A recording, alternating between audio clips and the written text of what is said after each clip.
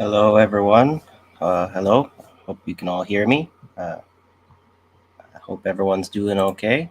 Um, those three of you that I see watching, we are not able to stream live on Rumble tonight because Abby's not going to be joining me. I will be having a guest though, our friend Brian from the Rwanda. Um, he'll just be joining us in just a minute, so that we can have a little bit more of an insightful conversation about the Rwanda Congo conflict.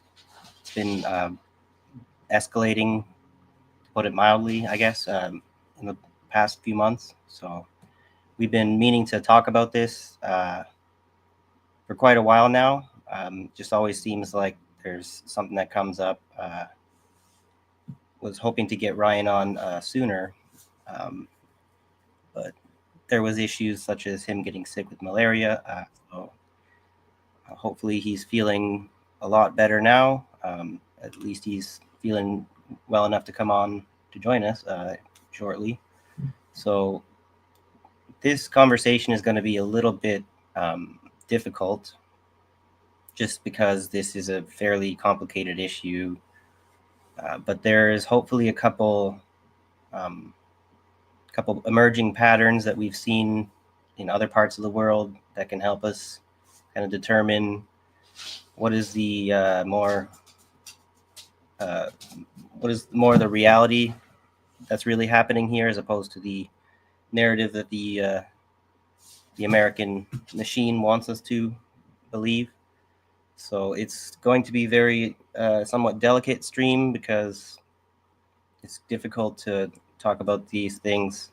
I'm still learning a lot about this issue. It's going to take years, really, quite frankly, to properly grasp a lot of the more nuanced details that are taking place. But I think it's at this point in my little investigation here, it's becoming quite clear that Rwanda seems to be more in the camp of like China, you might say, and like recently there's been a lot of support from the U.S. and Israel in the past. Like I'm saying, it's very complicated, but the Congo seems to be more supported by the U.S. The U.S. is more the one that's been extracting these mineral resources, and the UN, in spite of supposedly being peacekeepers, they've been there for 30 years and they haven't really managed to solve the crisis. It seems more like they're probably complicit. So let me just read this article a little bit while we're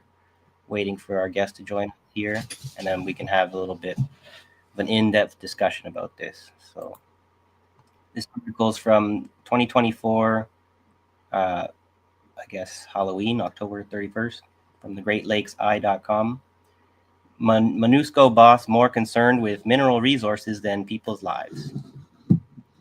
United Nations Organization Stabilization Mission in the Democratic Republic of the Congo, Chief Bintu Keita, recently briefed the UN Security Council on the security situation in eastern DRC. Not surprisingly, she missed out details on the fundamental problems of the security crisis that has raged on for decades. Instead, she focused her main concern on the AFC M23 rebellion's alleged control over coltan mines in the Rubaya region, which reportedly generates around 300,000 USD per month. Keita said that this was deeply concerning and must be stopped. The MONUSCO boss told the UN Security Council that the consolidation of the M23 military group's administrative control over Masisi and Rutshuru territories in neighboring North Kivu province has allowed it to establish full control over coltan production. Metallic ore is used in the manufacture of mobile phones and electronic devices. She also warned that unless international sanctions are imposed on those benefiting from this criminal trade, peace will remain elusive and civilians will continue to suffer. The M23 rebels are Congolese citizens fighting for their rights, while the UN and other international actors have deliberately refused to acknowledge their plight. The regulation of mineral trade in Rubayas in the hands of M23 rebels and the alleged criminality of the trade insinuates that M23 rebels are criminals who should not be controlling Rubaya or any other part of DRC. The same language or narrative used by the Congolese government is now being adopted by UN staff, and this jeopardizes the peace process. Keita's concerns over M23 rebels controlling mineral-rich areas of Rubaya and allegedly making $300,000 per month is a claim that could be a source of insecurity and must be stopped. It was a deceptive plot meant to create an image that M23 rebels are armed criminals on the loose. Political analysts in the region raised questions on whether the mandate of MONUSCO is about peacekeeping or about regulation of mineral trade and determining who should control the mineral-rich region of Rubaya. For more than 25 years, MONUSCO has operated in the DRC under the guise of peacekeeping. However, numerous reports suggest that many members of the UN peacekeeping mission have been caught red-handed, transporting minerals using UN vehicles, and raising suspicion of the UN mission itself. Is MONUSCO acting as an agent in illegal trade in DRC minerals? Before M23 rebels seized Rubaya in North Kivu province, the minerals there were being exploited by armed militias like FDLR, a terrorist group formed by the remnants of the perpetrators of the 1994 genocide against the Tutsi in Rwanda, together with other Congolese armed militias like Codeco and government forces FARDC. The MONUSCO chief knew that illegal exploitation was going on, but decided to remain silent and not make it a concern before the UN Security Council. A combination of FDLR Congolese government forces, Nyatura, and other armed militias like Codeco and Wazalendo have been accused of gross human rights violations in eastern DRC. More than 120 militia groups are reported to be operating in the country. To the contrary, areas that are controlled by M23 rebels are peaceful, and thousands of displaced persons have returned to their homes. Keita does not shed light on whether the alleged earning of $300,000 by M23 rebels is what is going to make them turn dangerous. It is well known that there has been no violence in M23 controlled areas before the capture of Rubaya, and therefore the statement by Keita is intended to create a narrative that casts M23 as a negative force similar to FDLR, Wazalendo, ADF, and others accused of human rights violations.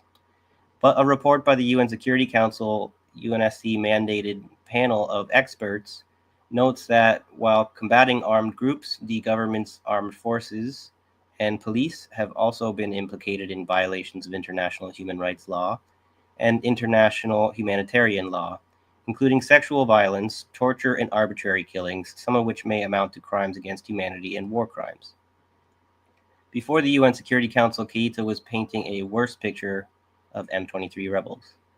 Keita did not mention the hate speech against the Congolese Tutsi people as a threat to the security and stability of eastern DRC, simply because she had to read from the same script with Congolese President Felix Tshisekedi. However, I agree with Keita on one point. The peace process will not only depend on Angola. If MONUSCO was concerned with solving the security crisis in eastern DRC, Keita should have informed the Security Council that the lasting solution to the eastern DRC crisis lies in direct political engagement between Kinshasa and M23 rebels. However, due to the fact that MONUSCO is in bed with Kinshasa in the fight against M23 rebels, it has lost neutrality and credibility as a United Nations peacekeeping force. Instead, it is helping Tshisekedi to escalate the war and derail the peace process. So that was that article by Mattia Mulumba. I see our guest is still having trouble joining us here. So I see he's messaged me, says he'll be here in 2 minutes. So let me just share another article with you briefly. Okay. So this is from the 15th of September, 2023. Sorry that these are old articles, but it does kind of set up a little bit of context for what's happening, because you'll see a lot of the mainstream narrative now is that Rwanda's an invading aggressor. Congo's apparently done no wrong to its own people. There's, I think, some parallels that are like it's apples and oranges to compare wars often, even if wars happening at the same time on different parts of the globe. But I think that there are some interesting parallels here that can be drawn between the Congo and the Ukraine, which is why we call this stream Is Rwanda Israel or is Congo Ukraine? As far as the justification for Russia's right to self-defense and secure borders, that's the important part, is there has been this instability uh, on the western border of Rwanda and the eastern part of the Congo for like 30 years, kind of like for a long time. And basically, like if there was all kinds of instability happening in Quebec or Ontario, right across the border from the US, everyone knows the US would not put up with it. They're currently threatening Mexico with invasion for not curbing the cartels. So there you have that kind of international precedent. Also, as far as countries invading without declaring official war, that would be a precedent that has been well established by the United States. So if you got problems with other countries doing that, you kind of always have to find the primary agitator. So without further ado, let me just read this article here. Massacre in Goma clouds Democratic Republic of Congo's elections and UN missions future. On the 30th of August, elite troops slaughtered over 50 civilians planning to protest perceived foreign interference in the eastern DR Congo, 3 months ahead of elections. The government has asked the UN for an accelerated withdrawal. Crisis group experts Richard Moncrief and Onesphore Sematumba explain the stakes. What happened in Goma on 30th of August and afterward? In the early morning of the 30th of August, soldiers from the Republican Guard and other army units stormed a church and a radio station belonging to a sect known as Agano la Uwezo Wazalendo, Church of the Patriots in Kiswahili, in Goma, capital of North Kivu province in the Eastern Democratic Republic of Congo. The sect had announced its intention to demonstrate against the UN peacekeeping mission, or MONUSCO, as well as the East African Community Force, which deployed to stem armed group violence in the eastern DRC in August 2022, and Western NGOs operating in the area. Although provincial authorities had prohibited the protest, the sect's members had nonetheless gathered in the church that morning. Eyewitnesses reported that elite soldiers equipped as if they were facing armed opponents shot dead dozens of civilians, injured and arrested many more, and threw the bodies of the dead into the back of military trucks before setting fire to the church. As video footage of the carnage began to circulate on social media, the provincial authorities put the provisional death toll at 6 civilians plus a policeman who had been lynched by locals. Meanwhile, the military governor of North Kivu, General Constant Ndima, labeled the sect a group of armed bandits in an apparent bid to justify the massacre. The following day, the government revised the casualty tolls upward, announcing that there were 43 dead, 56 injured, and 138 detained. It stated that those arrested would be tried for the acts of criminal conspiracy and participation in an insurrectionary movement. Provincial authorities subsequently adjusted the number of fatalities again to 51. In an inflammatory press release, government spokesman Patrick Muyaya sought to incriminate the sect by accusing its members of undermining public order, saying they had stoned a police officer to death, which prompted the security forces to intervene. Many observers believe that, to the contrary, the lynching happened after the soldiers had opened fire. Rather than easing public outrage at the brazen attack, the authorities' fumbled response fanned the flames.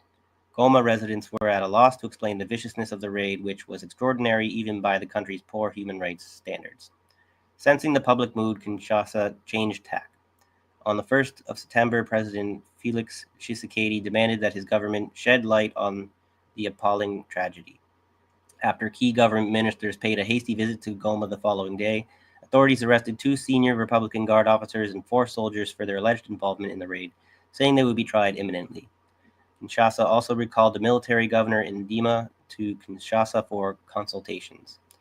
Ndima has served as the highest authority in North Kivu since May 2021, when Tshisekedi put the province, along with adjacent Ituri, under martial law, referred to as a state of siege, in order to tackle the dozens of foreign and local armed groups operating in the area.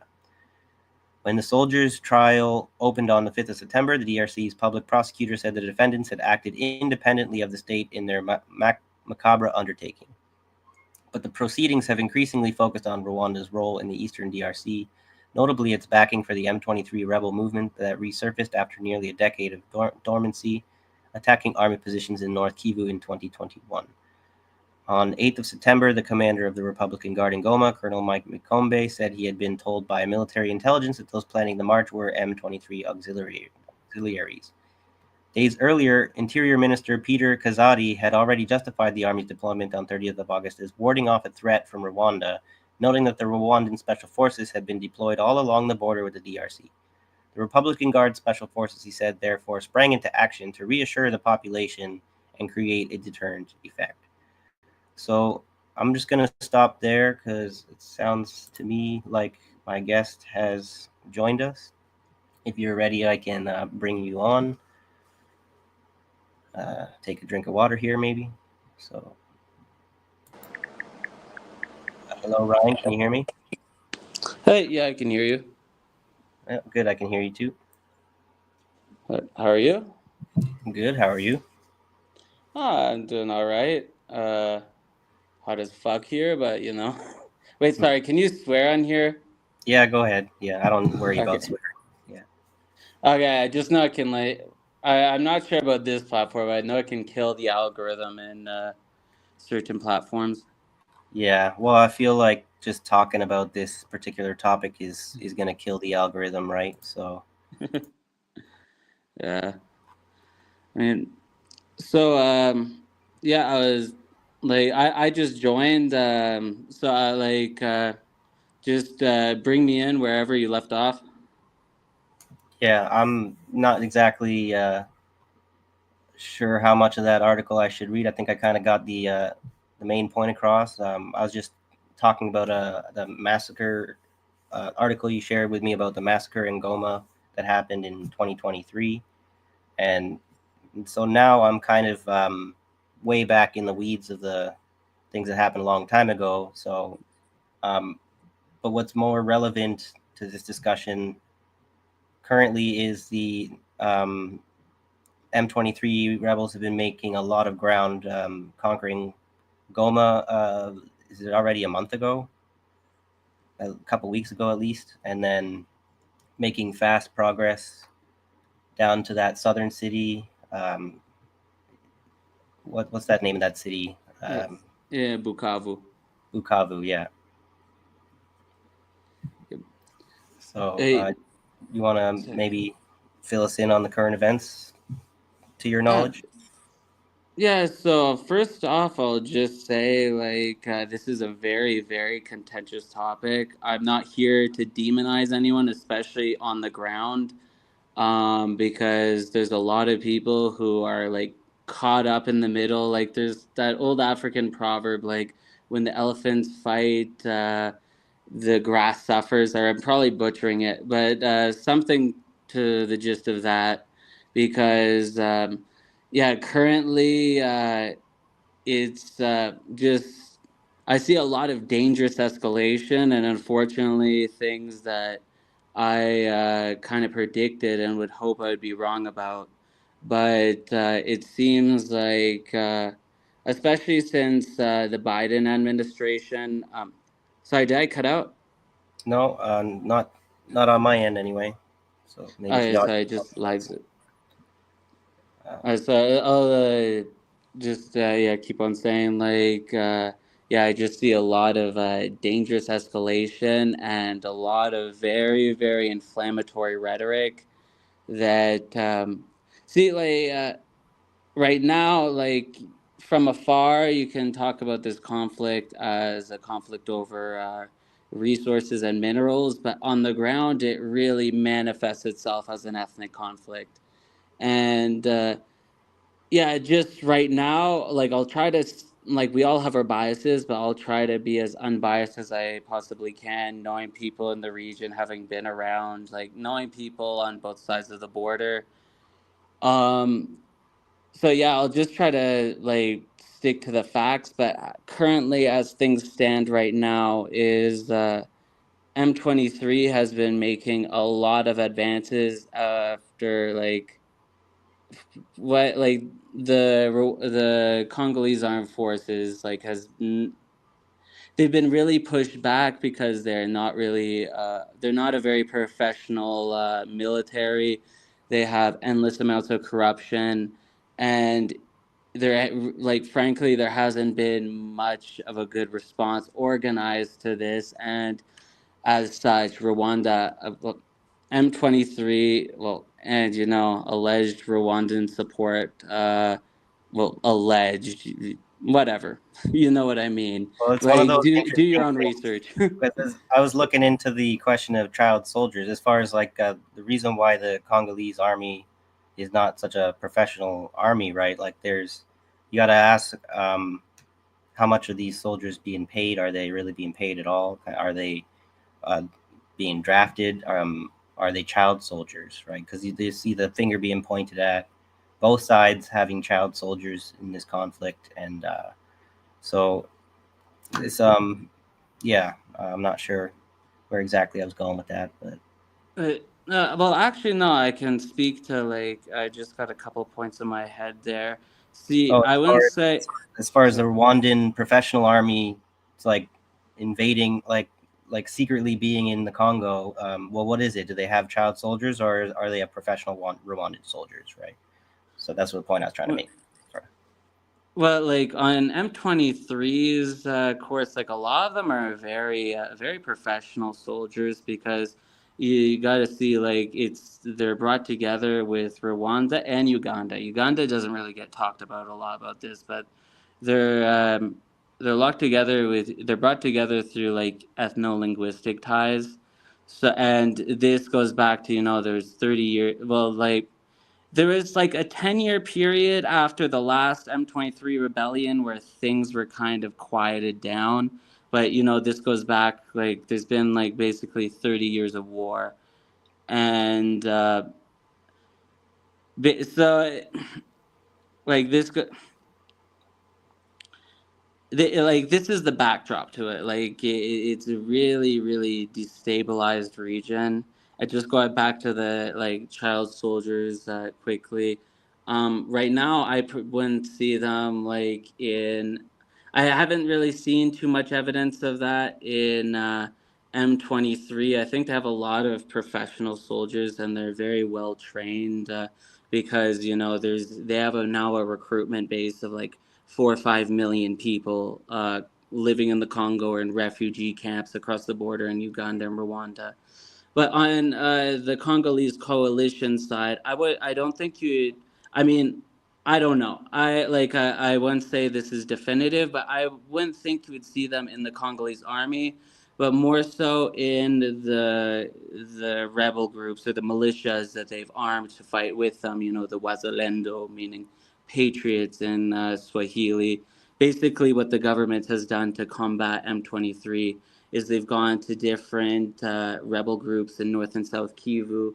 A lot of them were called the Mai Mai. I've heard it means, like, something to along, like, the self defense. There's small self defense militias because there's anarchy for so long, and they basically arm these people who are, like, like militias in villages in the rural areas to go police the cities. And right now, that's a lot of the atrocities we're seeing, is because these militias are then taking their weapons and they're going and they're pillaging. Especially right now in Bukavu, there's a lot of allegations, and this isn't just from, like, Rwandan sources. I've seen this from, like, DW Africa, and some more or less unbiased sources. But yeah, right now that's, like, a big problem we're seeing is like, a lot of these militia groups that, yeah, are now going and this was the other thing, just before I let you speak. I remembered this. You were talking about before, like, how much are they being paid, and that was a big thing. We could talk about this a bit later, but there's a contingent of Romanian mercenaries, and this caused a lot of jealousy amongst the ranks, because the European mercenaries were being paid, like, 5 to 6 thousand US dollars a month, while, like, the regular Congolese FARDC soldier gets paid around $100. So yeah, that's just addressing that. But I'll leave it to you. Yeah, no, it's it's interesting as far as trying to make the parallels with other countries because on the surface with the UN coalition of forces, it kind of when you don't really know much about imperialism, it seems kind of nice, whatever. Like that there's this solidarity among nations fighting this aggressor, banding together. But like, what are they really up to? Like, if Congo was more independent, right? Would they be having all of these different nations fighting their war for them on their soil, right? So the tricky thing for me to analyze as far as who's our hero and who's our villain, which is a little too black and white for this conflict, I think. Um, but kind of the Israel factor, or whatever you want to call it, the influence of Israel is seen on both sides, from what I can see, and that's kind of a disappointing thing. As far as wanting to see like Rwanda more like a part of the BRICS coalition that's forming, and you would hope that they would be a little bit more distant from Israel. But then kind of seen I've seen some information here. Let me try and find the right tabs here. No, that's not the one. This one. There's some unsettling information as far as Israel's involvement in this part of Africa for long running, right? It would be nice to bring to light. But this article here is from April 2016. Records of Israeli arms sales during Rwanda genocide to remain sealed. Supreme Court denies attorney's petition to reveal defense exports to African countries, citing risk to national security and foreign relations. Go figure. Records documenting Israel's arms sales to Rwanda during the 1994 genocide there will remain sealed and concealed from the public, the Supreme Court decided this week. Activist attorney Aite Mack filed in 2014 a request with the Defense Ministry for the information on the defense exports to the African country. It was denied by a Tel Aviv court, and the case has moved up the appellate system in the ensuing year and a half, culminating in Monday's decision. Mack argued there was a major public interest in having the information revealed and that preventing its disclosure created a feeling that the respondents were preventing it due to extraneous considerations, according to the court's decision. So basically, that's all information that not just the general public of Israel, but the entire world has a definite interest in knowing. It's kind of imperative as far as to prevent genocide, to determine who the real perpetrators are. And then just before I kind of let you uh, speak again here, um, I should share that, yeah, right up until, so this is from 2018, Israel Rwanda's emerging alliance, a mutual strategic choice. This is from Diane.org. Um, I'm not really sure as far as vetting who these authors are. I could very likely have, this is the Moshe Dayan Center for Middle Eastern and African Studies, Tel Aviv University, right? So it's what sources does Google want us to read, right? It's probably the imperialist sources, but there's still some information in there. And then on this article here, 2025, um, January 30th, Rwanda and Israel strengthen ties amid South Africa's hostility and regional security concerns.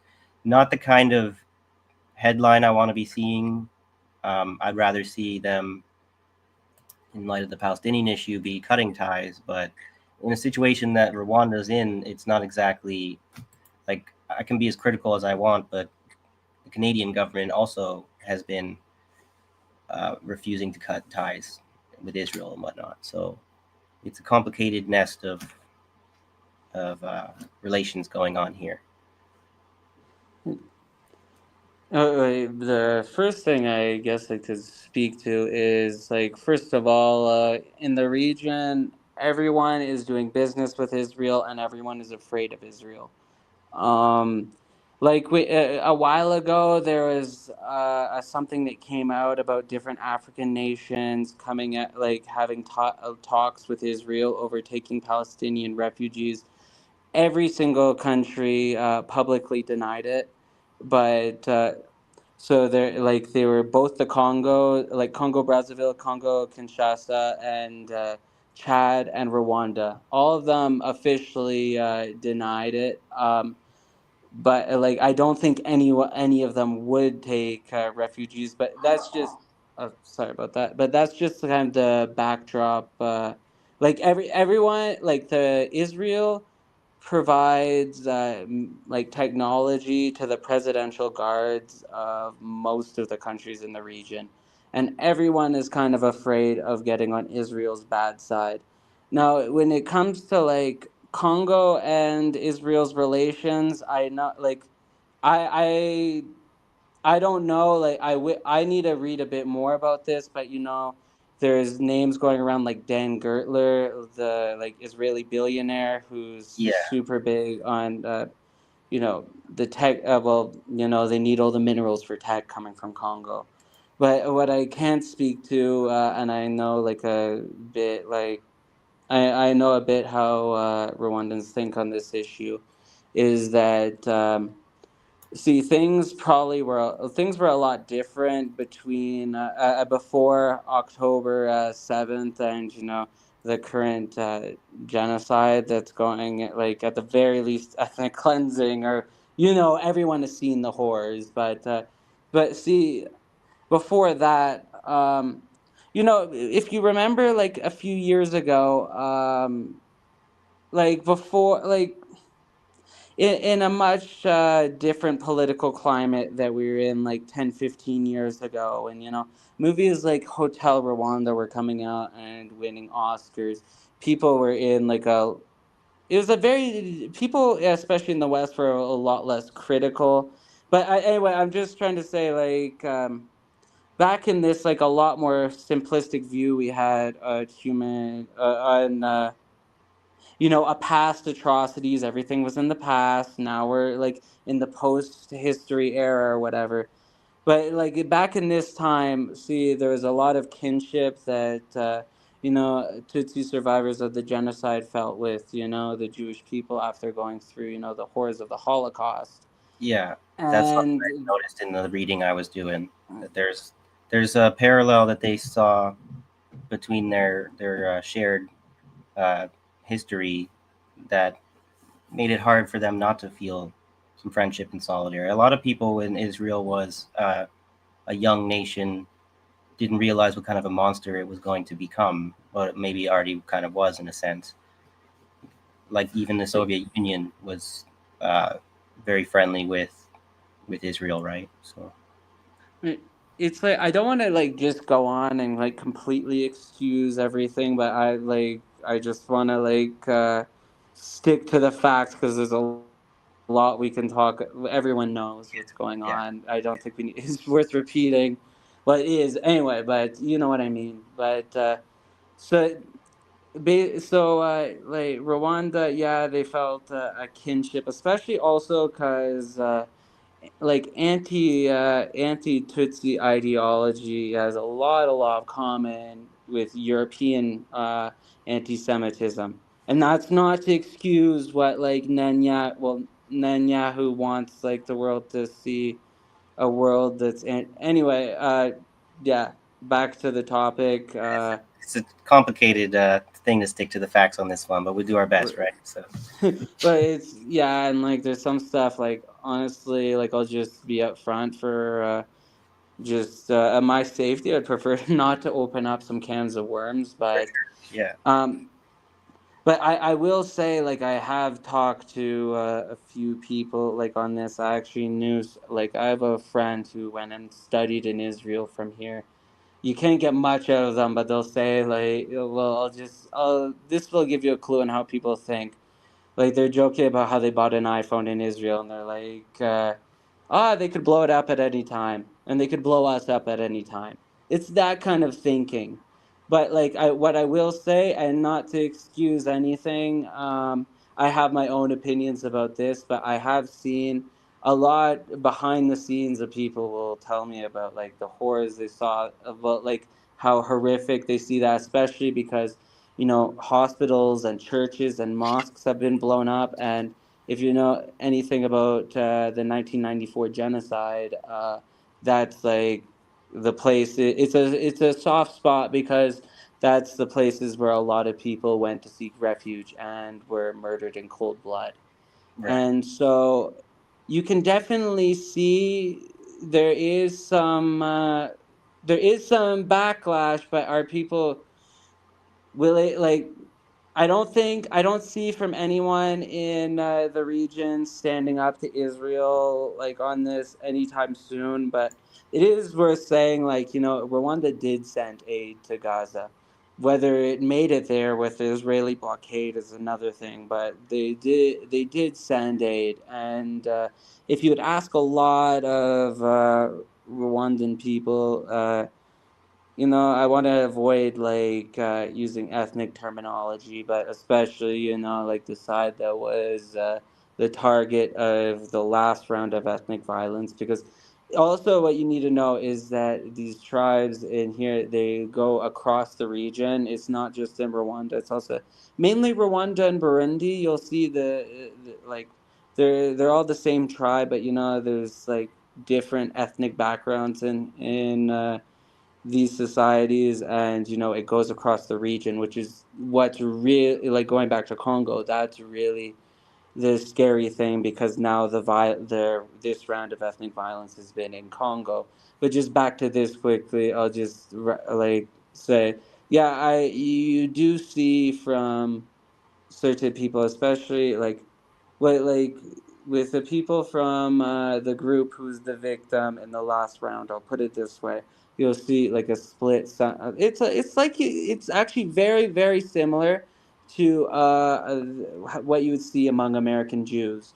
Like, there's a lot of older people who they believed in Zionist propaganda their whole life, and so it's hard to kind of break them out of that. But a lot of the younger people, like, they'll tell you like it's really horrific, especially because there's also a sizable Muslim population in Rwanda, and this is a community that I know very well. They're very warm, welcoming people, and I will say that yeah, definitely people are upset, but just the backdrop of this is like, even in, like, we talk about Rwanda and Congo.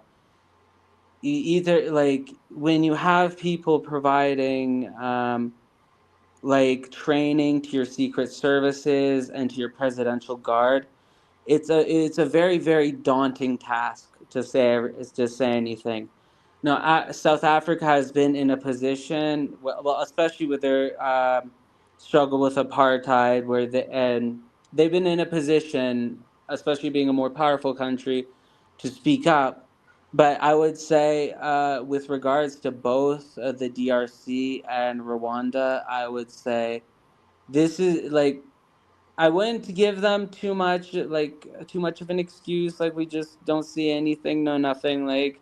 But I also wouldn't jump to condemnation with either countries, because there's a significant amount of blackmail along with it. But I'll end it there.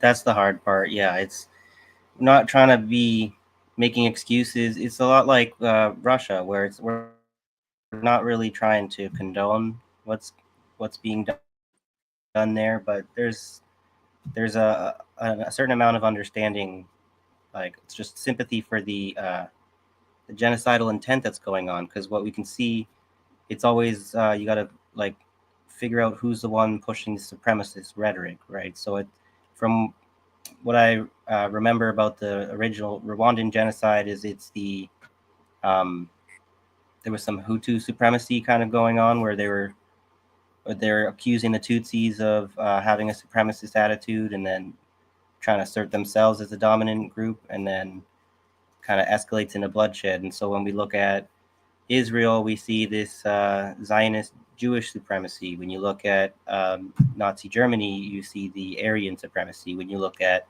the Hindutva fascists, you see the Hindu supremacism, right? When you look in the Myanmar conflict, there I forget the term for their ethnic group at the moment. I should have looked it up, but there's this the Burmese supremacy, their Buddhist supremacy, kind of strangely enough. And then back to Congo, to tie it all in, we see a Bantu supremacist kind of rhetoric, and some of the things that you've shared with me. Sorry, I should just take this brief moment. I apologize, everyone, for ignoring the chat this whole time. Uh, Hello, Jacqueline and Sean and Mastermind and Cookies and Rondo. Good to see you. I saw Cookies asked me a question. Who is Ryan? So ask him before he starts making rude comments. Sorry if we didn't really do a good job introducing our guest. We had him on before. Not sure if you guys remember a little while ago. He is a Canadian, um, fellow Canadian commie that has moved out to Rwanda quite some time ago. He's been out there for a few years. So I just met him in some of these group chat Discord things we got going on with some of our organizing. We've been trying to get going. So does that hopefully answer your question there, Cookies? Uh, so I'll just, if I may, I'll just like give a brief introduction to myself. Like, Yeah, sure. yeah, I'm someone who works in the NGO world for a few years. Like, and what you need to know is like the NGO world that goes and like the NGO, like most of the people who were serving the Eastern DRC, they would live on the Rwandan side of like, because Goma is split into two cities. There's the Rwandan side that's called Gisenyi, and there's the Congolese side that's called Goma. And basically, I've known people like from around the region, and basically, I've been I don't want to like talk too much about what I'm doing right now because it's just I kind of want to fly under the radar. What you need to know about like every country in the region is like it's not free and open societies like we have back home. Right. There's this But luxury of criticizing them for not being democratic enough when they are still trying to overthrow the colonialist influence in the region. Sorry to interrupt. yeah. All right, no worries. It's a yeah, and well, I've been back in Kigali for a while because I've been here like so long. I've built a life here, and it's so basically what I've seen over the last 5 or so years here or like in around the region is like a profound shift in the region, as you can see right now with where Rwanda like before was very heavily Western backed, but now is on the outs with a lot of their former powers, which is kind of funny that you're starting to see, like right as soon as they started having a breakdown in relations, that's when you start to see things about them being Western backed, not before. I think that's interesting, Right. but I won't go too much into that. But That just briefly that brings to mind clearly like Saddam Hussein, um, Osama bin Laden, right? Like you could name off a whole bunch of like the Al Jalani, right? But that's like not a good example, I guess, because there's a lot of people who have been kind of trained by the U.S., armed by the U.S., who kind of like played the U.S. a little bit. They learned from them, they took weapons from them, and they still did a national liberation struggle as opposed to being a lapdog. So that's basically your two options in that kind of situation. Maybe Ibrahim Traore, I should look into his background, who he got his training from, probably the French, right? But anyway, so are you there? Did we lose you there a little bit? Or pardon me for interjecting there. Um, Looks like we might have lost your audio there.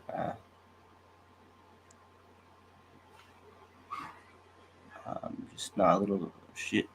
Didn't exactly have anything to pivot to if you suddenly had some technical issues, so let me just try and think of something here. Um, so maybe I could share this tab here. This is from January 17th. Let me just make sure you guys can see this. So if Ryan, if you can hear me, if you're having any problems, maybe you should just leave and come back briefly. Not sure what happened. Remember,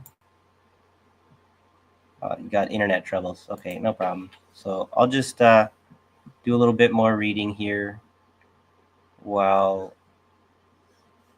while you sort out your issues there. So actually, maybe I should read this article that I was sharing, kind of teasing a long time ago. Whatever. I found this kind of relevant.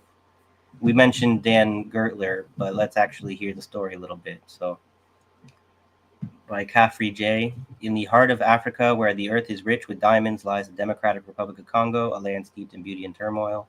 This nation, endowed with vast natural resources, has become a tragic illustration of how global greed and geopolitical agendas can ravage a country.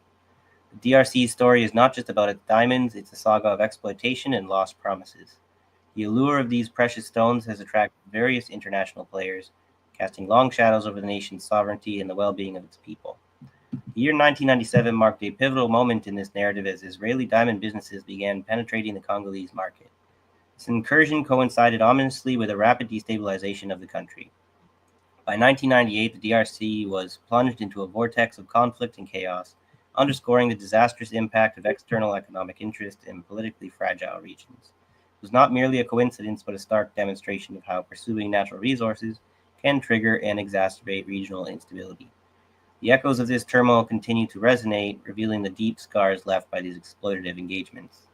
The recent history of the DRC intertwines with controversial figures like Dan Gertler and Benny Steinmetz, who have become emblematic of the intricate dance between resource exploitation and international politics.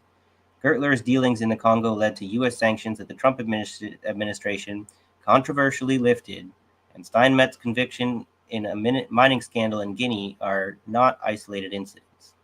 Instead, they reflect a larger, more systemic pattern of Israeli involvement in African mining, particularly in the Congo, a manifestation of a global practice where resource rich African nations are often left grappling with consequences of corruption and exploitation.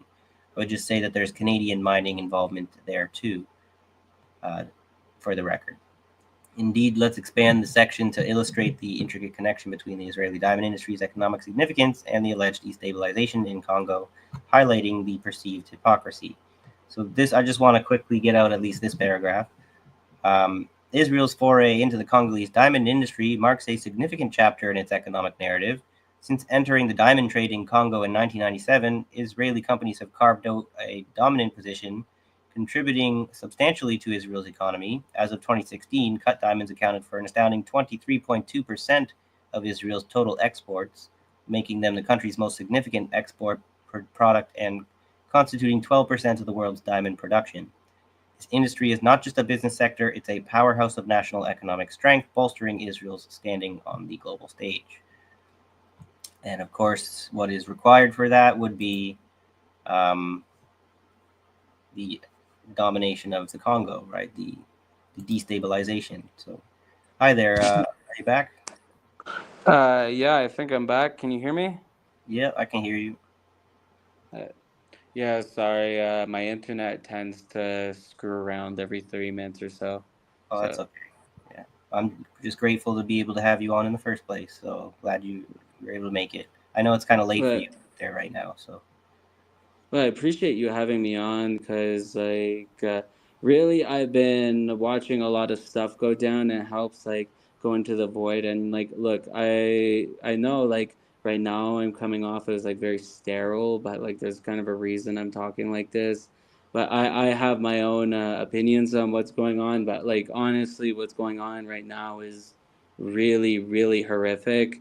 So it's nice that we can at least have a discussion about it. You at least it's nice when at least Westerners acknowledge it, you know? yeah, well, it's hard because Westerners maybe get a lot of this stuff wrong. Even I myself apologize here for things I maybe leaving out that is going to infuriate some people, right? So, but one of the things you're telling me is that you are concerned uh, about a potential genocide about to unfold, and a lot of your predictions were coming true. So hopefully that's one that does not come true. Maybe you could even say that the success of M23 suggests that genocide may be um, warded off by this. But that's kind of what people are. They don't like this narrative that like maybe the Rwandans are using the excuse of the conspiracy of genocide to carry out their own genocide against the Congo. This is where it's very difficult not to be kind of considered a genocide apologist, no matter what you do, no matter who you try and support in this situation. So, It it just kind of what I like to speak to is like, yeah, you brought it up. This is like what I'm talking like the worst case scenario. Um, hopefully that does not happen. But just the worst, and like when I say like genocide, what I'm not really like, I'm not gonna say like sit here and say the primary victims will be Rwandans or ethnic Rwandans or this and that. I'm more concerned about a breakdown of order in general in the DRC, because and it's funny, I saw people talking about US aid in the comments, and yeah, I know people worked for US aid in Congo. I won't go too much into that, but yeah, there is definitely reasons to be concerned with US aid as an organization. yeah. But yeah, they've been all evacuated from Kinshasa, which is like 2,500 kilometers away from Goma, where or in the Kivus, where most of the fighting is taking place. And just quick, I'll say like what I'm like most concerned about, and you'll hear a lot of Congolese nationalists talk about this, is the balkanization of Congo. And what I'm afraid of is that some outright incompetence in the state is bringing that like to the forefront. So, and this could get extremely, extremely violent, extremely quickly. Like, think about the breakup of Yugoslavia, like on steroids. Mm-hmm. Um, so just yeah, that's kind of like the backdrop. But I'll just address something else. Like right now, I wouldn't call it the level of genocide, but in Eastern Congo. Well, first I'll just say very, very briefly. This is not like between like the ethnicities you've heard about. Like you've all heard about like having rounds of ethnic violence. Like I said before, they're spread throughout the region, and there's been like I can count, yeah, 19 off my hand. I can count 5 rounds of ethnic violence starting in, and perpetrated by, I'll just say it this way, various parties in this conflict.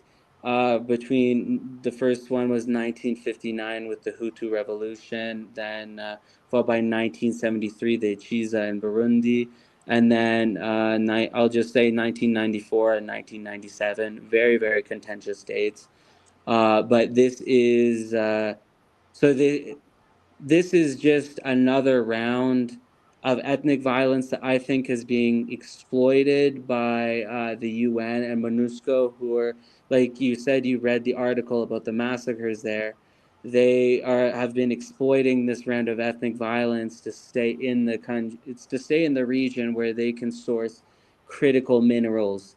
And what I think it's been like a lot like what happened in '94, and I'll be very vague like this. It's been inflamed by outside parties to the point where it's now a powder keg.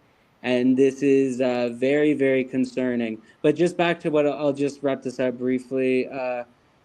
Yeah, right now what we're seeing is a level of, what happened with M23 starting, and what I've been told by aid workers there, is that in 2020, Uganda and Rwanda, they shut down for lockdowns, but Congo, especially Eastern Congo, is a pretty lawless place. So a lot of refugees from the Banyamulenge community, who their existence is disputed by a lot of Congolese patriots. I'll leave it at that.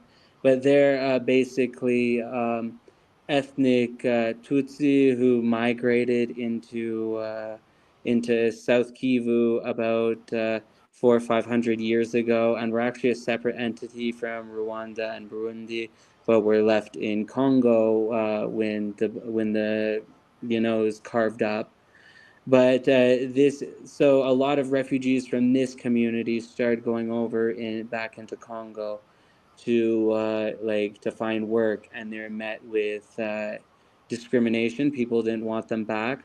But then there's tens of thousands of young men who are fighting age going back in. So M23 had a huge amount of recruits right at its fingertips, and they didn't first come in from the Rwandan border. They first came in from Uganda at a place called Buganana, and basically it's been a domino effect where now M23 coming back into the region has inflamed ethnic tensions, and it's gone to a point where you see lynching videos coming out very much on the regular. But then on the Congolese side, they say M23's mere presence in Congo is tantamount to genocide, which I would highly dispute. A genocide is not a war, and we should not mix up these terms because this could become very real very quickly. But look, this is a very, very complicated situation. Rwanda invaded in 1996 and 1998, which is, I'll just say to people, go do your own research on this. It's a pretty shocking, heartbreaking tale, but this is right after the Rwandan genocide, because basically what happened is the Rwandan civil war never ended. It just was being fought in Congo, and this is probably where a lot of the animosity comes from. The Well, of other. just the Katie apparent. Sorry to interrupt. Was the I think a big part of the root of this problem is that he's kind of allowed this FDLR group that was the people who perpetrated the Rwandan genocide. They fled across the border to the Congo, and they've kind of been there ever since, kind of continuing some atrocities. And the Congolese government has not done their part to root out terrorism in a sense, like any sovereign nation should, within their own borders. They've kind of allowed this group to be a thorn in the side of Rwanda for its serve its purposes. Would that be inaccurate? Wait, yeah. I'll just say about the FDLR. No, what you were saying was pretty accurate. It's very. I just want to be fair because there's a lot of Congolese nationalists who see this as an excuse for Rwanda to meddle in their affairs. But basically, the FDLR used to, they were one of the big rebel groups. Before this conflict, I'll say because before this conflict, because right now, who knows? But before this conflict, there's a couple hundred rebel groups active in the east of the Congo, and they were they're one of the parties in there. They were a mainly ethnic Hutu militia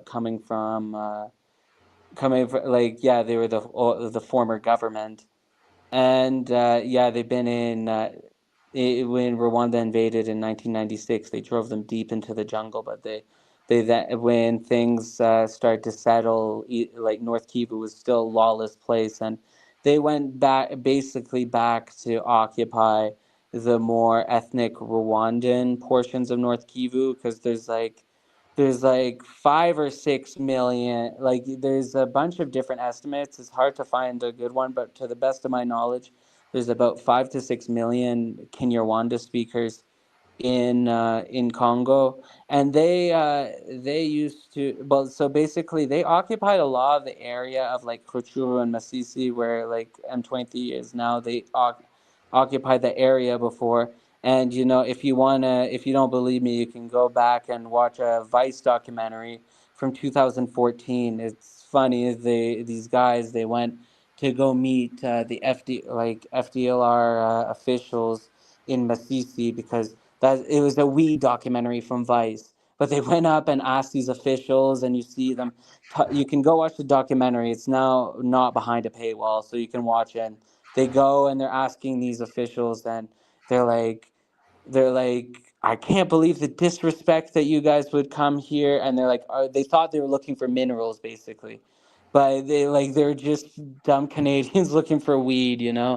But but all that to say is, like, they occupied a lot of this area. And yeah, with the ultimate goal of going back to Rwanda. But they're not unique. There's also rebel groups like the ADF, which is basically an ISIS affiliate, who is an Islamist group, who is a Ugandan rebel group. And then there's also Red Tabara, which Rwanda's also alleged support to, which I'm not so sure of, but they're a Burundian rebel group that has been having cross border, like, so basically there's a whole host of rebel groups there. But the FDLR now, to be in all fairness, they're old. Like, a lot of the fighters are old. Like, the young recruits, like, don't even know why they're fighting. A lot of them have like, if they're under 30,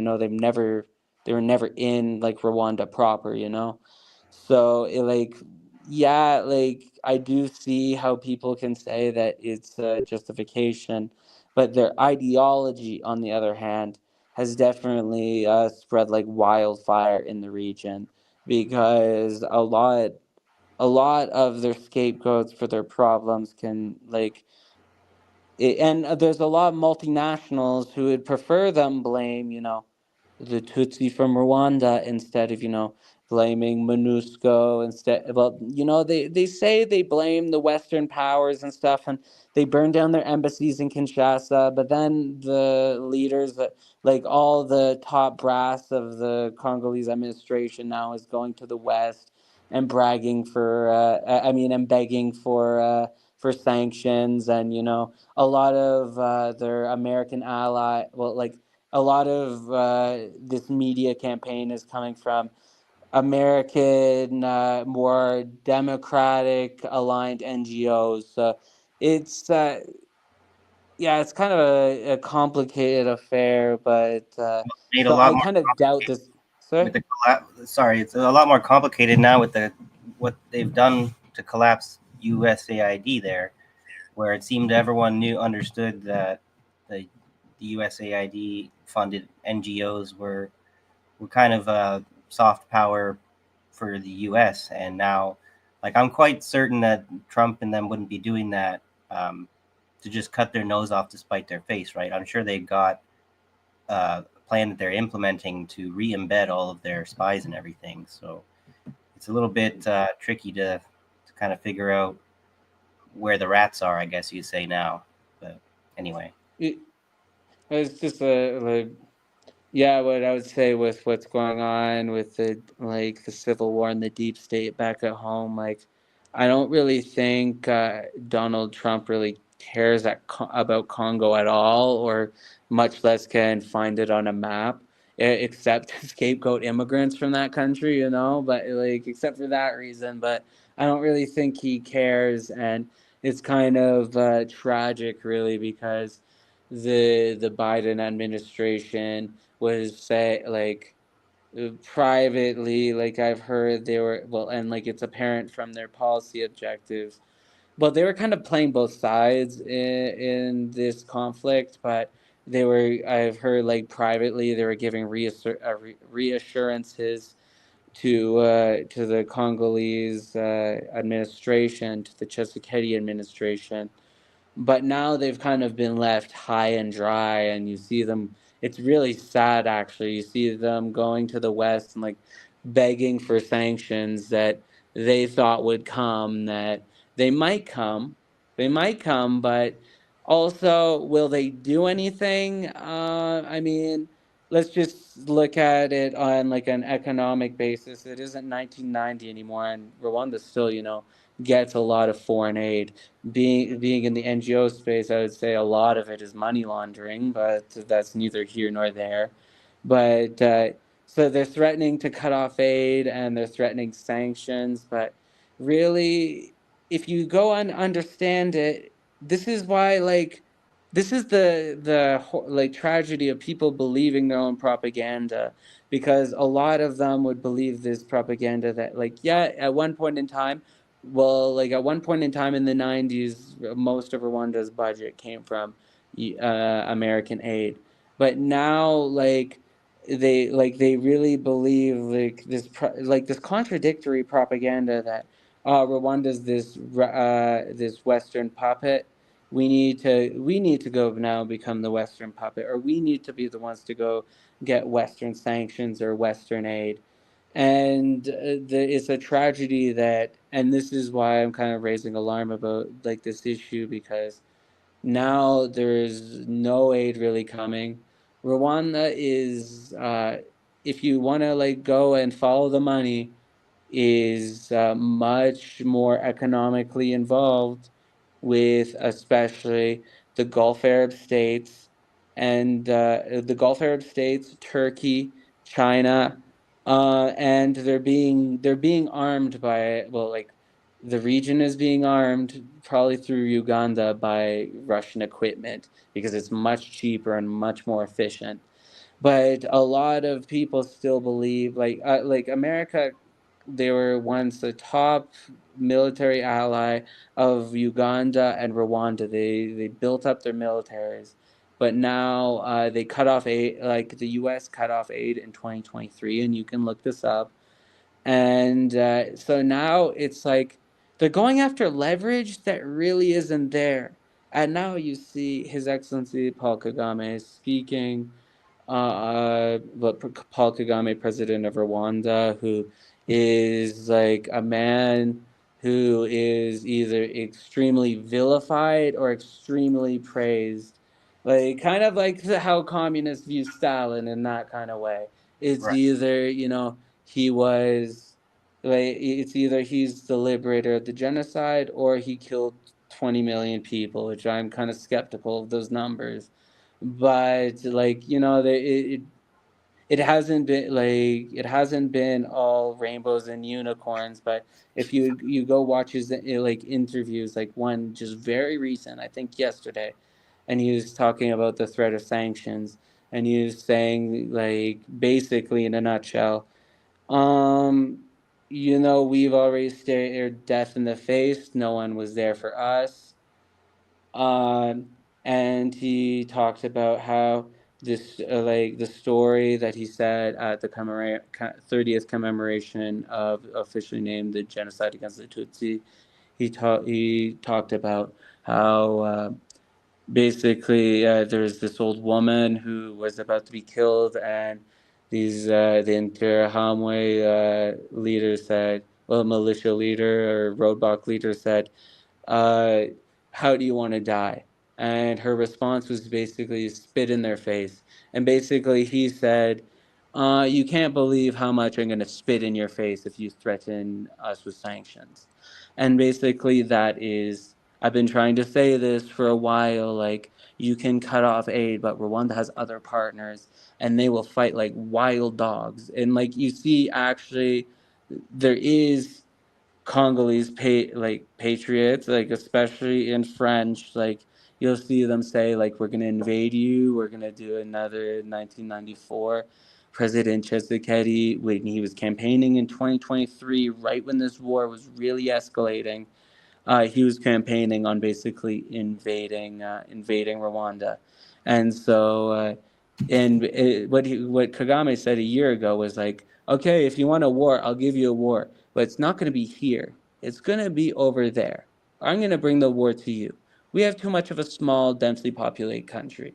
And this is basically what I've been saying, it's very, very stupid for the Congolese military to have confronted Rwanda, expecting them to be a paper tiger, when actually they are like probably the most efficient, disciplined, best light infantry, which is critical in African warfare. And basically, like, it doesn't matter what you think of the man, it doesn't matter what you think of Rwanda. It is very, very stupid to encourage this war. And I will tell you, way, way more Congolese will die if this continues where I see this going, if like this aggressive stance continues and no negotiations take place, because Rwanda has already shown their prowess on the battlefield. Like, there is the Congolese coalition comprised of the well, there is the Congolese military, the Wazalendo militias, the Burundian military, the South African military, Romanian mercenaries, and they were basically routed on the battlefield. And what I see from this escalation is going to be what the Congolese patriots fear most. It'll be the destruction of their own country. And I'll say, like, don't shoot the messenger. I'm just trying to give like my cold, honest analysis. It doesn't matter what you think morally. Millions will die if this continues, because what will happen if no negotiations take place is that probably what will happen is M23 will take Bukavu, and with East African support, the republics like the North and South Kivu will both declare independence. And historically in the DRC, there's also been separatist movements in Katanga. And you see a lot of the discourse that I've been seeing on Congo's social media is sometimes they don't even like people from like it's a very linguistically diverse country, and basically the West, where Kinshasa is, and where the whole like it's a very very centralized country for how big it is, and Kinshasa is a Lingala. It's around where the Lingala speakers are. There's also like right near where the Kikongo speakers are, and then in the middle, where the President Tshisekedi is from, is like the Chishluba. But then the whole east of the country is Swahili speakers. And sometimes there is discourse like that the Swahili speakers are not true Congolese. And then it goes down to what is like truly Congolese, because Congo basically it was found by the Belgians as being the Kinshasa region, like the west of the country. It was a complex civilization dating back centuries that like had cities just as big as Europe. Was like one of the first Catholic African countries, so a rich history there. But their borders were artificially increased by the Belgians turning into first the Belgian Free State, because just like Belgium in Europe, that was created by the great powers not being able to decide like who gets Belgium or the lowlands. The imperial powers, when they carved up Africa, they couldn't decide who gets the Congo River basin because it's so rich. Like they were all arguing over it, so they gave it to Belgium. And yeah, then like 10 low estimates 5 million, high estimates 15 to 20 million Congolese died under Leopold. But yeah, then like the borders were artificially expanded, and what I like fear really could happen is that if there's a breakdown of order in Congo, there could be the balkanization of the country. Now, I'm not cheering this on. I'm not saying this is a good thing. I'm not gonna like make excuses for anyone, but I'm just trying to say how things are actually like how they're looking like they're gonna play out. And but you need to like know about a lot of like these rounds of ethnic violence is all like a huge portion of victims have also been political dissidents, or anyone who has a positive like feeling like a feeling of positive change towards the country or positive ideas. And basically it's kind of scary, because hopefully something can be done. Hopefully the country can finally find healing after 140 years of constant brutality. But the right now we're seeing the ghosts of Lumumba and Mobutu, and the Kabilas. But like Lumumba was assassinated, and then the CIA put Mobutu Sese Seko in power for 30 years, who is the craziest totalitarian regime you've never heard of, and basically the beginning of, well, it was Congo Zaire, and it's it's kind of a scary thing because the whole state was built around Mobutu. Then he was knocked out, by the East African force in Kabila, who they met with, the RPF, their older brothers. They had fighting with Che Guevara when he was there, so they knew Kabila. They say now they should have read what Che Guevara said about Kabila, which was not positive things. But basically now, like, there was also separatist sentiment under Kabila Jr., and he basically he separated all, like, he redivided all of the provinces to make it more difficult. But what I'm fearing, and what a lot of Congolese nationalists will talk about, the threat of balkanization, and the threat is real. But like, what I'm just saying is there's some real incompetence that has led to this situation, and we should not be cheering it on. But we should also, like, as Westerners, we're not going to save Congo. Congo's going to save themselves. But what we can do is first get help get our boots off the neck of the Congolese people, if you will. And I would just say the only people in this situation I'm going to demonize are the international community, because yeah, like, I do think it's very wrong, the hate rhetoric we're seeing from Congolese people. But I don't want to, like, just go and demonize them, because how would you feel if you grew up in a country invaded by your neighbor in like complete anarchy, seeing like atrocities happen on the regular? But at the same time, I don't think these attitudes are gonna fix anything. And in fact, like, I think they have been, like, all this ethnic ideology and Bantu supremacism. My theory is that it was injected by Belgian and French Secret Service, based on Nazi ideology, quite frankly, and it has since wreaked havoc on the region. And just the only thing I'll say is, the only thing we can hope for is peace, and for the Congolese people to get a break. But it's just, man, I'll just say I am really, really terrified. And it's not because, like, oh, you're terrified about, like, the Rwandese, like, no, I'm not terrified for Rwanda. I'm not really scared for Rwanda. I actually think Rwanda will be fine, even if the West sanctions them and makes them a quote unquote pariah state in the West. Then they can still go east. The West is not the only player in the game anymore. So I think Rwanda is going to be fine. But I'm deeply, deeply concerned about Congo.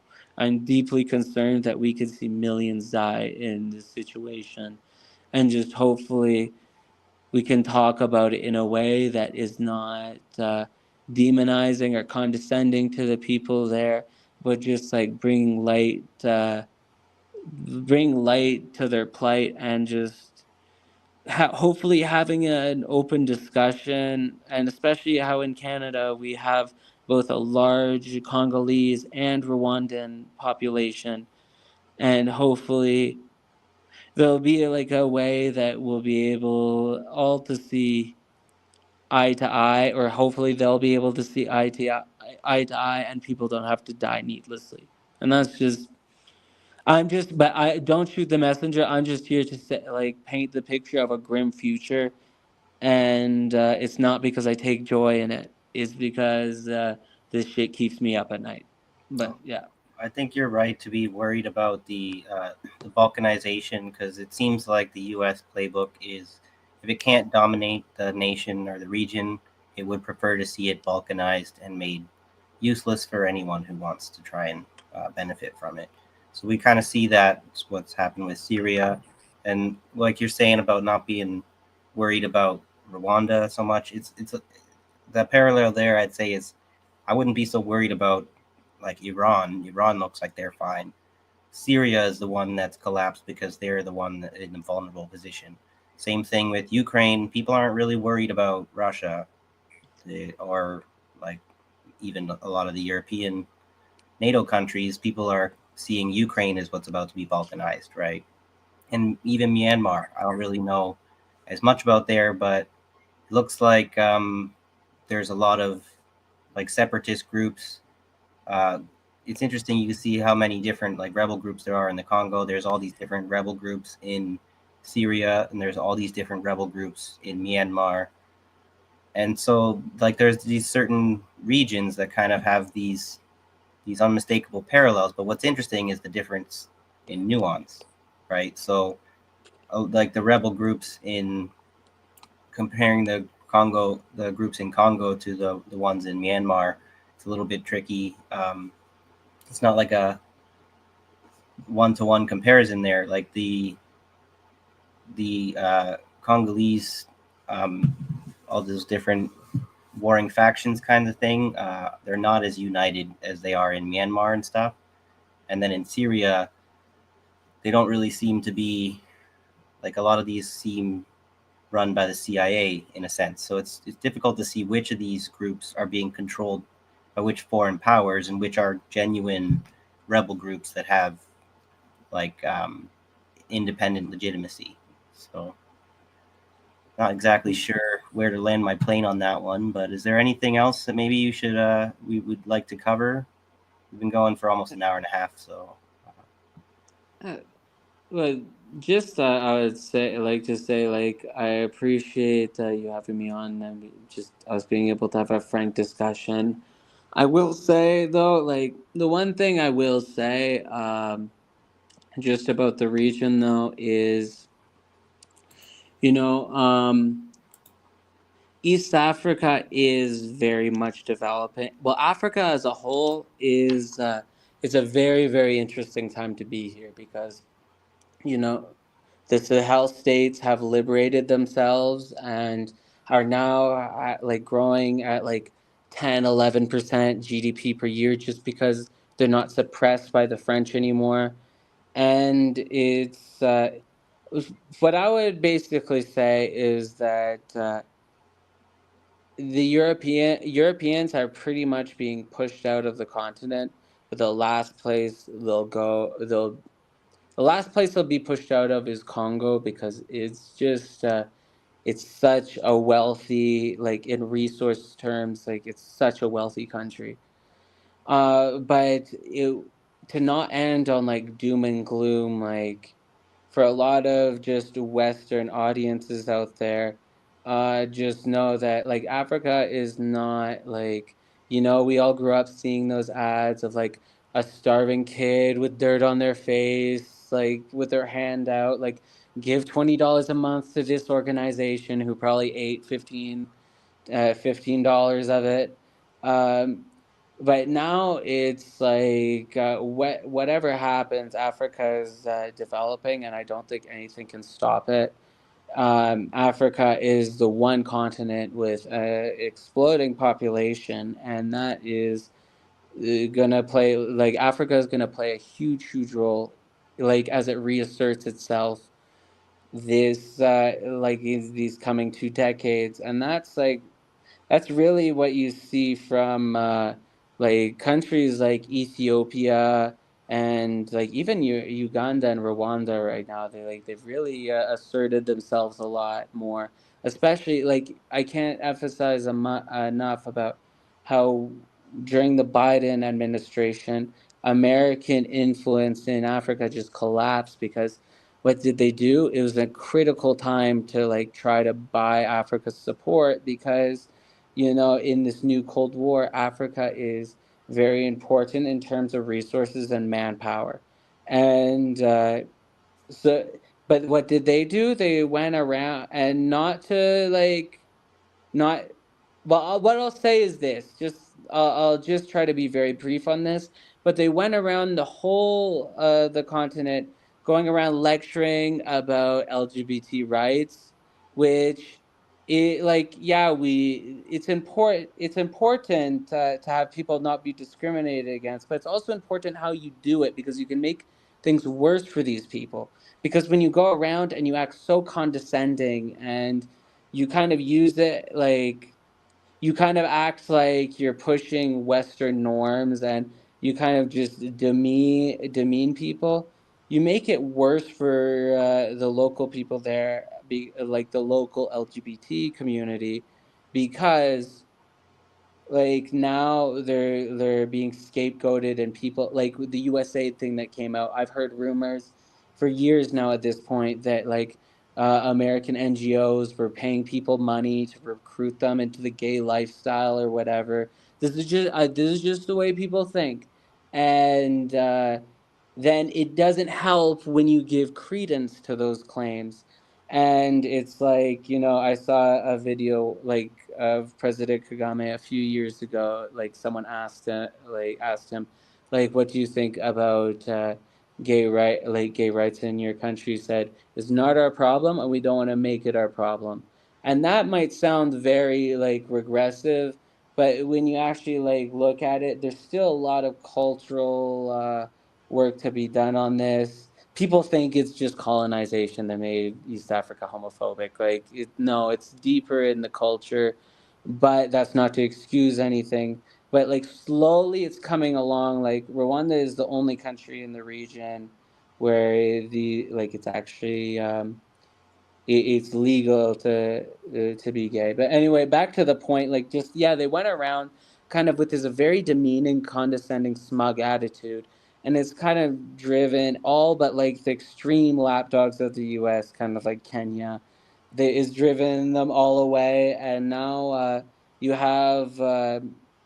You have countries like Ethiopia that are now in BRICS and are now like the U.S. is trying to cordon them off by putting military bases in Somalia in North Africa. But so I'll try to wrap this up because I'm just going Yeah, on a that's okay. tangent.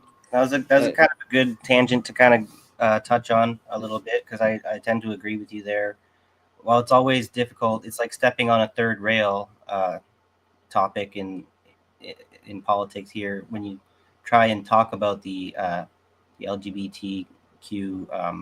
It gets far too much attention. It feels maybe some people would say that's kind of bigoted to say, but it's a bit suspicious where they seem to have be on like neoliberal steroids, getting a lot of their like attention drawn to them for that kind of reason. And so like when you're saying if you're trying to help these communities and stuff, I think the what would be most helpful for the queer community is for it to have the neoliberal uh, clause that have set into it kind of removed, right? And unfortunately, that would kind of deprive them of a lot of their public um, like social media presence, like a lot of the funding that they're getting in a sense.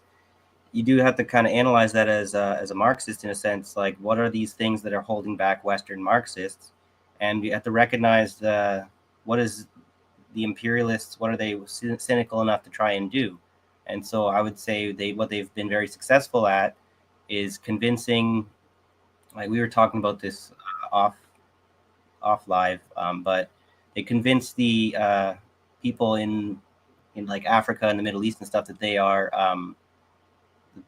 anti-Western, but they're just a wolf in sheep's clothing, and they successfully managed to convince people to uh, destroy themselves, all the while believing that what they're doing is being anti-Western and fighting imperialism. They do the exact same thing here in the West, where they convince people that they are on the side of the indigenous with their land acknowledgement, their bullshit land acknowledgements, which would be a good thing if it was a real thing.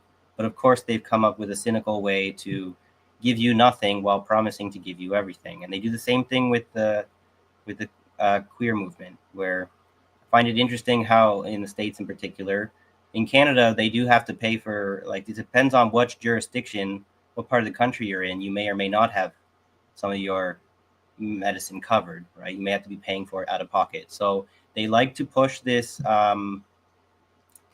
gay rights, and then they don't really provide the healthcare to commensurate healthcare to go with that. And so there's these little things that are suspicious to me. It's not necessarily a smoking gun for some people, but if you're really trying to achieve some political progress, um, you do have to be aware that this kind of infiltration is exactly what's at play.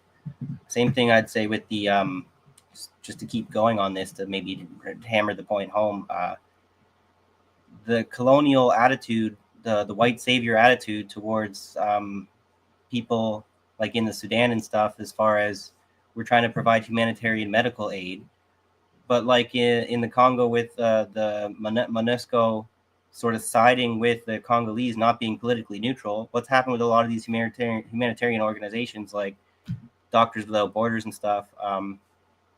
They've not been politically neutral in their attempts to bring humanitarian aid. So what that amounts to is a type of neo-colonialism where it's this white savior comes in with the medicine and decides who is the aggressor in this conflict.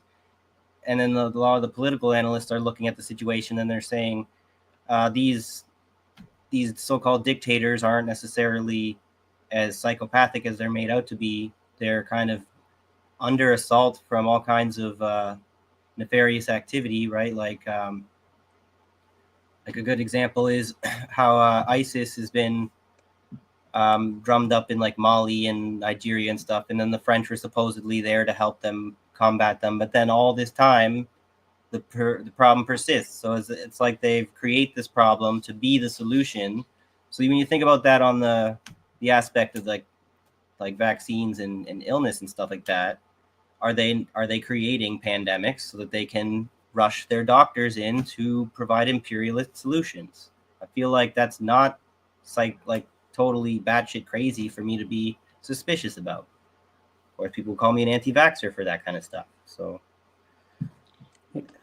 yeah, But I just say like yeah, I think we're very like minded on yeah being very suspicious of these groups that come in with flowery language, acting like they're gonna save the world. You know, I've seen like firsthand just how scummy these people can be, and just how much of it is about embezzlement and money laundering. But it's like you see people. Well, I'll just say one thing about like one thing I see with like Rwanda, like especially with from Canadian leftists, is they want to go back and reopen the ethnic debate in Rwanda. Now, I want to be very, very careful how I talk about this, but one thing I'll just say, I have friends here from all backgrounds, but one thing I've never heard anyone want to say is that they want to return to the past where people were killing each other and gunning each other down. Is like everything perfect in Rwanda? No, but like, the reason Rwanda has actually progressed is because there actually has been like a lot of economic development. Now, is there still a lot of poverty? Yeah, it's still a very poor country. But now you go into these rural areas and, there's electricity. There's local clinics. It might not be the best healthcare, but like think about this in the U.S. There's no public option for health insurance. In Rwanda, they have universal health insurance that you pay like at the lowest tier, like it's a tiered payment system. But the lowest tier, you pay like $2 a month to get like some basic health care. You see people like when you're in the rural areas, there's a lot of people who really don't have much at all, but they have there's not like there's some basic infrastructure there now. They're fed. Like a lot of the times you'll see people, they'll go out in the morning, they'll tend their crops in the morning, and then in the afternoon they'll go to the local bar where now there's TVs there. And they'll drink, they'll play games. Well, they'll drink their traditional banana beer. But it's like things.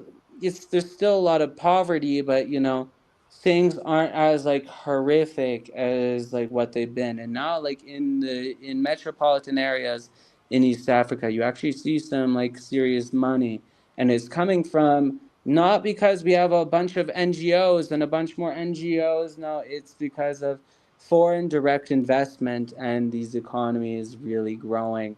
Like, and it's not just like Rwanda, it's like, Uganda, Kenya, Tanzania. Basically, the core of the East African region is now actually developing a lot, and it's because they've opened themselves up. Like, they, and in a place like in Rwanda, I can speak to how it's a very like the government plays a deep role in the economic development of the country. But like, there's markets and there's foreign direct investment, but they're using this to, they're putting a huge amount into infrastructure. Like, when I came here in 2019, that's one of the things I was looking at was electricity access. And before, the country was about 40 it, in 2010 it was about 10% electrified. In 2019 it was about 50% electrified, and now today, even with the economic crises we find ourselves in, it's about 80% electrified. And this is like what can happen when there's actually competent leaders in this country. Because what else, like, you can say what you want about His Excellency Paul Kagame, but you can't say that he's not a competent person and that he hasn't really made Rwanda punch far above their weight in terms of influence. And if he didn't, then we wouldn't be talking about Rwanda right now. Yeah. Um, As far as but Paul, like, sorry, I'll just interject there briefly. I'm reminded of how I feel about Putin and Bashar al-Assad and the North Korean guy Kim Jong Il. Okay, there's things you can criticize about all these people. There's this dynastic kind of quality. I forget exactly. Kagame was been in power since like 2000. Putin's a similar story. That people have been in power far too long. In a sense, it's not necessarily the most democratic situation. But uh, that being said, they have been very stable for the nation, and then so it's talking about maybe something like regime changing Kagame, what would that do to the people? People who want to advocate for that kind of a course aren't thinking about the setback to all that progress that you just mentioned that would require, right? and I'll just say, Rwandans, by and large, not all of them, and especially in Canada, we see some exile communities that like do not like it. Rwanda isn't like, there's shades of political opinion, but I would say like about 80% of the country would kind of fight like wild dogs to protect their president, because what they appreciate is that he has given them stability in like the country. A lot of the refugee camps have emptied and have gone home, and at least within the country, he is very popular for fostering economic development. And people could like say like, but like, you don't know, people are afraid to say like, look, I've met a lot of people, and you keep your opinions hush hush. But what I like about Rwanda is it's a country, as long as you're not hurting anyone and you keep things really to yourself, you can do whatever you want in your own home. There's a big emphasis on like privacy. So I've like heard like a lot of different varying shades of opinion, and a lot of Rwandans, like, you might think like, oh, these people are sycophants because of just how much like they go to bat to protect their president. But it's because for them, he's the one who liberated them from the fascist Habyarimana regime, which ruled the country for almost 30 years, along with Kaibanda, which the country was very stagnant in development. There's small amounts here and there, but it was a very stagnant place. It was very much under French, like, neo-colonialism, and that's why the French will never forgive the Rwandans, because they're the first country to be able to leave the French sphere of influence. And you go read a lot, like especially when this is out was outbreak, like Rwanda was starting to have a breakdown of relations, especially with the U.S. Would see people start saying like, we only let him be there because we felt bad about what happened in 1994.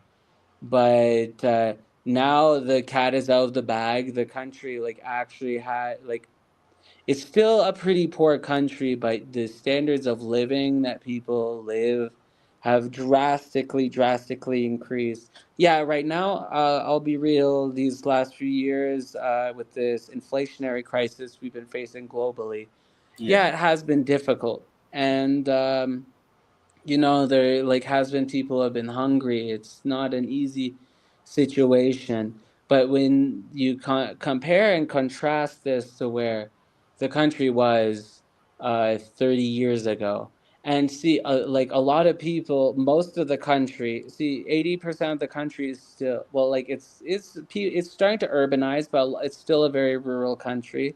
But a lot of the people, like a lot of people here are just they like, you do hear certain things, like anyone, if you're from Quebec, you have your, most young people, they don't care. I'll talk about it this way, because it's actually a similar breakdown to Quebec, and we talked about that off air.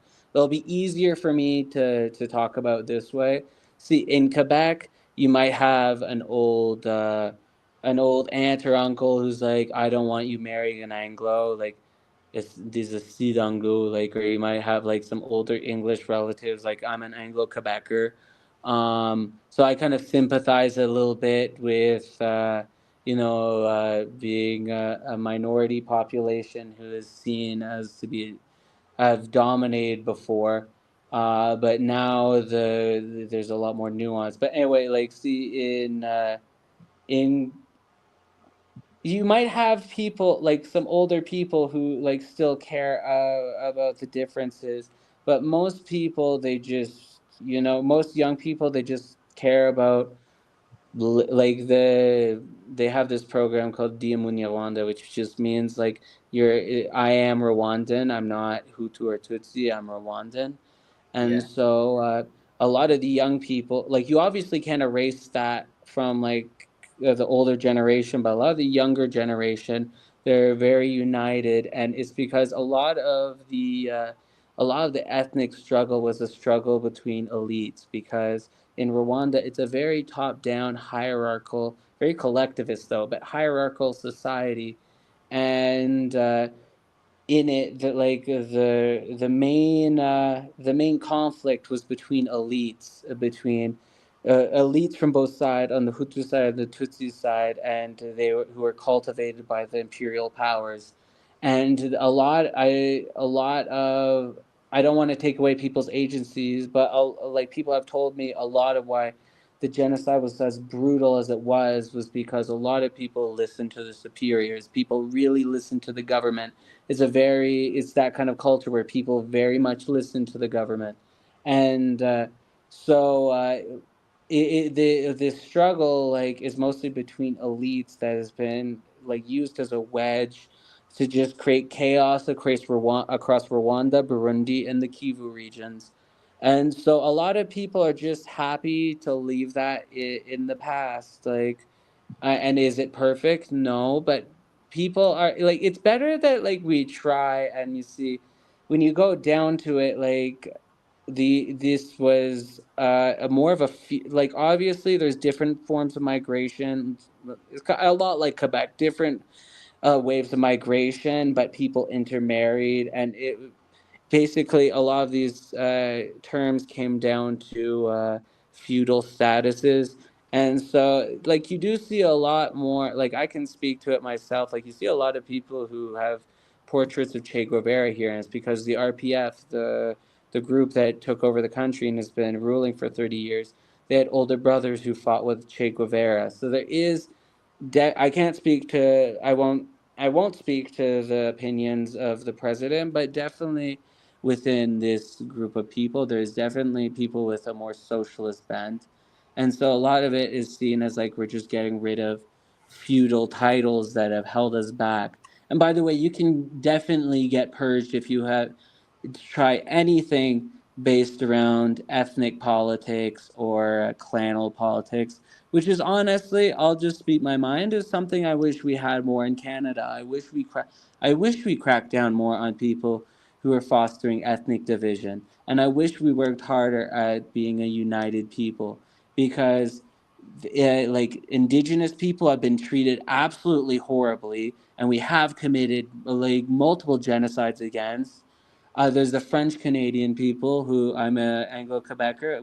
They feel dominated by us, and it's Yeah, because of a worried. history where we were They're worried. colonial administrators. Sorry.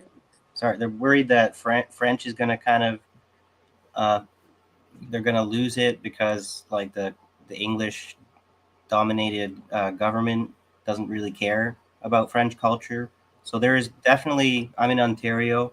I did French immersion in school, so I'm one of the few people who is fully bilingual. But I haven't really had so many French people to speak it with because it's basically mostly English dominated. But you're right there as far as what you're saying that well, I think was really important about for Rwanda was that in order for them to deal with how to heal from the genocide, they were not trying to stoke ethnic division. They did this program that like we are all Rwandan. We're not Hutu or Tutsi, right? They're trying to emphasize the unity as opposed to the nationalistic. If you want to talk about how to root out what's the more fascistic like ideology and which is the more socialistic, the one that is not stoking ethnic division. It's kind of that simple, right? So in Canada, how do we learn from the Rwandan situation?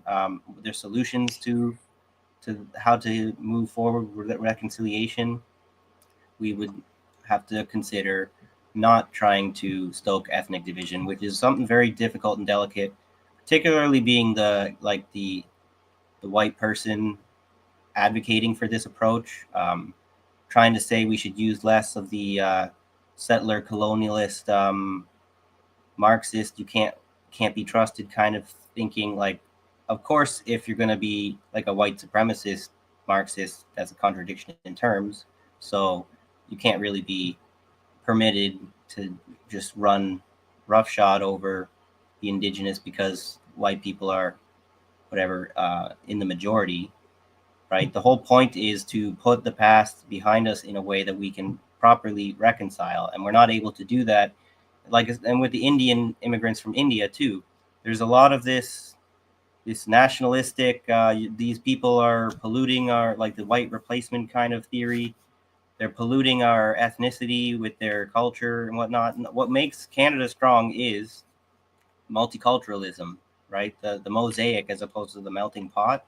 So this is kind of what I think we should, as far as what would be Canadian socialism with Canadian characteristics. I think that's a big part of it, to recognize how to navigate that kind of identity politics. But we've been going on a long time. You got any closing comments here before we wrap it up?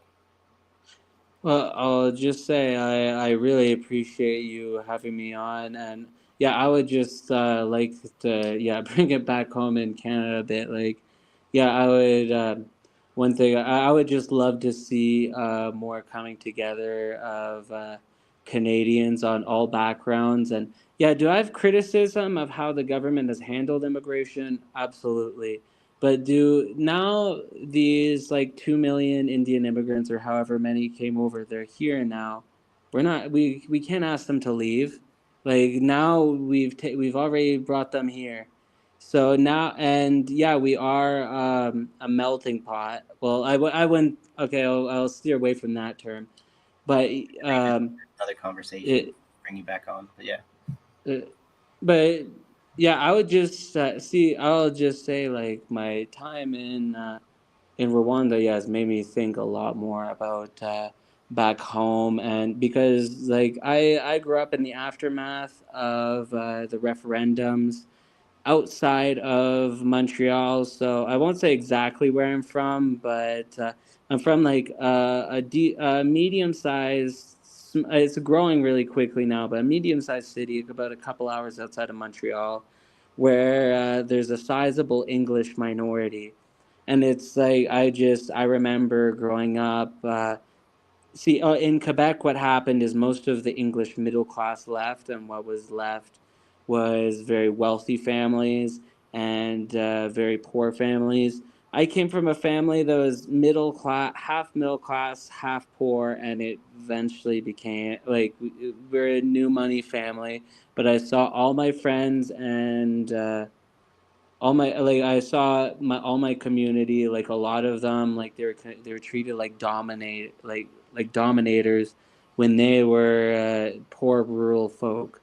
Like they weren't, and like I've seen like just on in like a western developed country how a very similar kind of tribal ideology like has kind of even been there in Quebec, and it actually when it would took me a year or two in Rwanda before I just started like, and I read a lot about what happened here, and it just started reminding me of like actually because it's a very similar breakdown. Like English people are 15% in uh, in Quebec, and around the last time this was actually counted, like Tutsi were about 15% of the population, and actually the more anglophone ones because the refugees went to anglophone countries. But anyway, so I started to see the parallels, and it made me think to like being a kid and being told like I couldn't speak my language and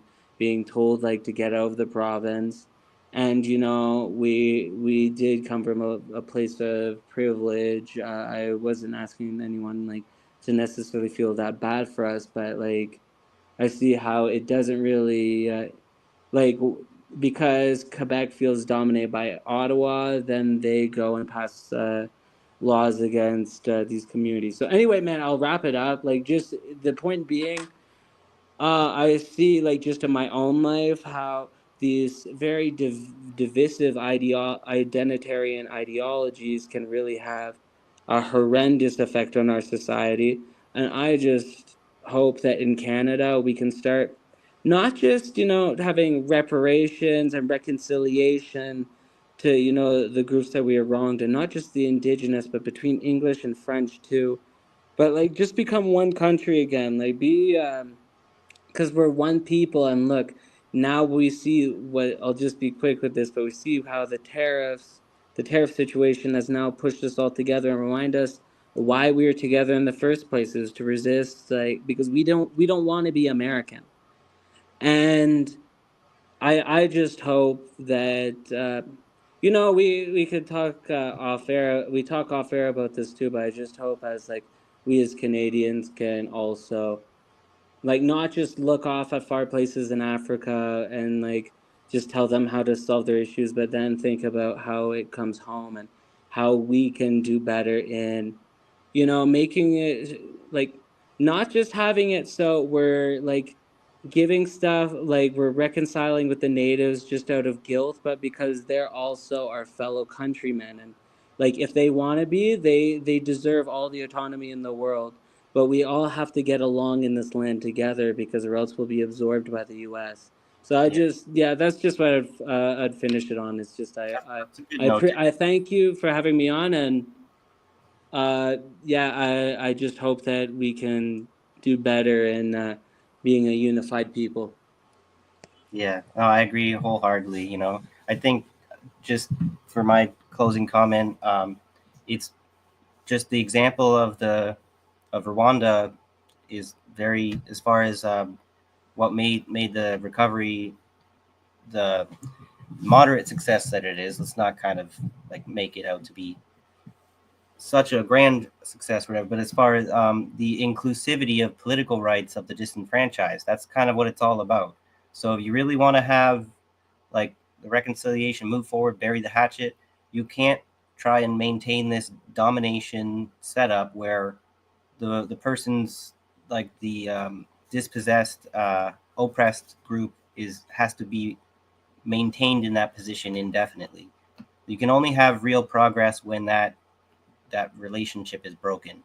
So that's the tricky part, right? And I agree with you as far as the tariffs have provided us a unique kind of nationalistic surge for protectionist kind of opportunity for people to redefine what it means to be Canadian, because I've been thinking for the longest time we really, really need a redefinition of our Canadian identity. If you want to assert our actual sovereignty, we got to get rid of this monarchy, and that's the first step forward. So I'll leave it at that. So thank you for coming on. Hopefully we can have you on again. Particularly, we'll be trying to keep an eye on this developments in the Congo, because this is far from over. It's really kind of just only beginning. Um, so yeah, thank you, and I'll see you next time. So, Well, thanks. I really appreciate it, man. thanks. Yeah, have a good night. You too, man. I'll just remove you there, and I will take a moment to say thank you, everyone, for sticking with us this long. Who's still here? Appreciate you guys. Um, didn't really think so far ahead as to what sort of announcements do I have. Um, I forget now how long Abby's going to be away. I'm not sure if she'll be back in time for next week, but if not, I'll come up with something that I can do. Cookie said, "When you say monarchy, do you mean England?" I said, "Yes. I mean, I think it's interesting for what one of the things that we should maybe try and get the public discourse around is with Trump's threats to annexing Canada here. What does the King Charles have to say about that in England? Because he is technically our head of state here in Canada, and they like to pretend like they have this politically neutral head of state bullshit. Like he's the king, the head of our state, but he doesn't actually have any control or influence in our country. It's fucking retarded, or it's ridiculous. My bad. I apologize with that word. It's absurd for them to claim that they don't have any influence over our politics, when in a situation like this, Trump can't annex Canada without King Charles losing his special relationship there. So I just want people to keep pointing that out, so that the King of England is required to make a statement on that. Because if he doesn't assert his sovereignty over us as subjects, he's gonna lose it, right? And that's probably for the best. I cannot understand modern day 21st century monarchist. Of all the things that you could choose to continue to believe in to this day, whatever you want to believe in, fairy tale princesses, right? Having royal blood, that's psychosis to me.